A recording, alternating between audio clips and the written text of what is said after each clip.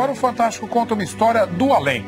Um neurocirurgião americano nunca acreditou em vida após a morte, até passar por uma experiência dramática. Pois é, ele entrou em coma profundo. Daí teve visões de uma espécie de paraíso. E quando voltou, estava convencido de que existe vida do outro lado. O que existe depois que a vida acaba? Para o neurocirurgião Alexander Eben, a morte sempre significou o fim de tudo. Ele entende do assunto.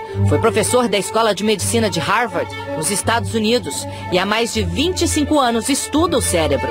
Sempre tinha uma explicação científica para os relatos dos pacientes que voltavam do coma com histórias de jornadas fora do corpo para lugares desconhecidos. Até que ele próprio vivenciou uma delas. E agora afirma: existe vida após a morte. 10 de novembro de 2008, o Dr. Alexander é levado às pressas para o hospital com fortes dores de cabeça. Ao chegar lá, é imediatamente internado na UTI. Em poucas horas, já estava em coma profundo. Ele havia contraído uma forma rara de meningite. Quando o Dr. Alexander entrou no hospital, os médicos disseram à família que a possibilidade dele sobreviver seria muito baixa. Ele ficou em coma profundo por 7 dias. E foi durante esse período que o Dr. Alexander afirma ter tido a experiência mais fantástica que um ser humano pode ter. Na jornada que eu tive não existia corpo, apenas a minha consciência, diz o médico. Meu cérebro não funcionava. Eu não me lembrava de nada da minha vida pessoal, meus filhos ou quem eu era. Ele escreveu um livro para relatar a sua experiência de quase morte e conta que primeiro foi levado para um ambiente escuro, lamacento. Em seguida, chegou a um lugar bonito e tranquilo. Um vale extenso, muito verde, cheio de flores e repleto de borboletas, diz ele. Ali também estava um espírito lindo, uma mulher com uma roupa simples e com asas. Ela me disse: você vai ser amado para sempre. Não há nada a temer. Nós vamos cuidar de você. Pergunto ao Dr. Alexander se ele viu Deus.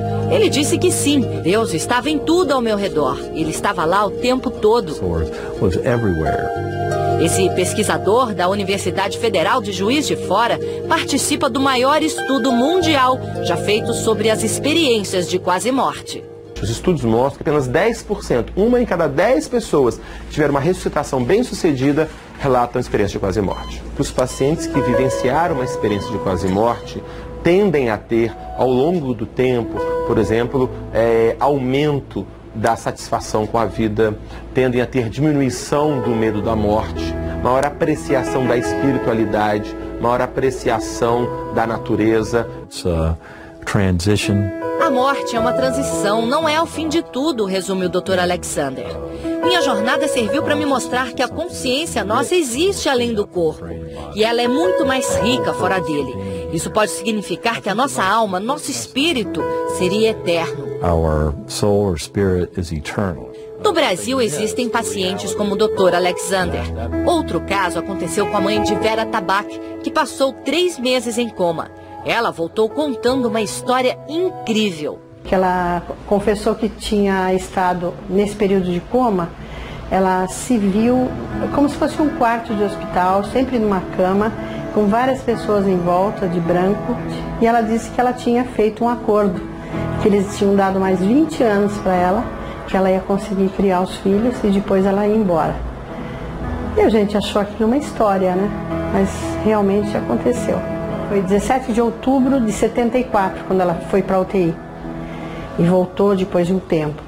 Quando passou 20 anos, em 94, em abril ela começou a se sentir mal. 5 horas da manhã, 18 de outubro de 94, ela morreu.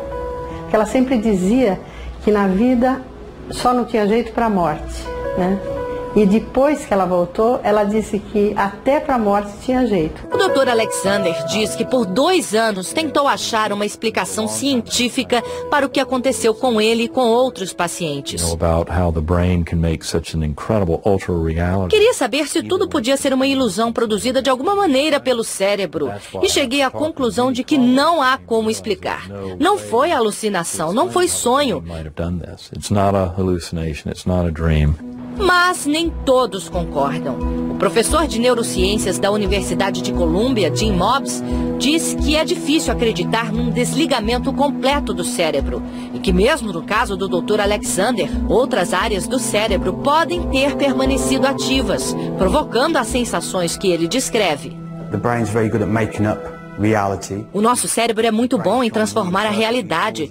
Num acidente, como um trauma na cabeça, os caminhos do cérebro podem ser danificados, mas é possível que ele encontre outras maneiras de identificar os sinais que vêm de fora e criar uma nova experiência, como a da quase morte, por exemplo. Analgésicos fortes e a baixa oxigenação do cérebro durante estados de coma podem explicar que luzes e sons estranhos sejam percebidos pela mente.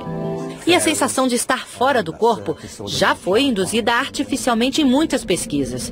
Eu acho que essas experiências de quase morte, na realidade, são uma maneira do cérebro lidar com um trauma.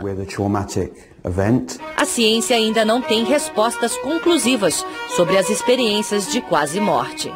A grande discussão que existe hoje é: a mente é um produto do cérebro? O cérebro produz a mente?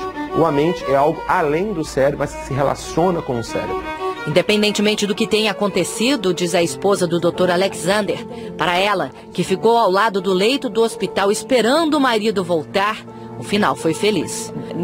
Quando chegamos em casa e sentamos no sofá, não conseguia acreditar que ele estava lá, sentado junto comigo de novo. We were there sitting on the sofa together.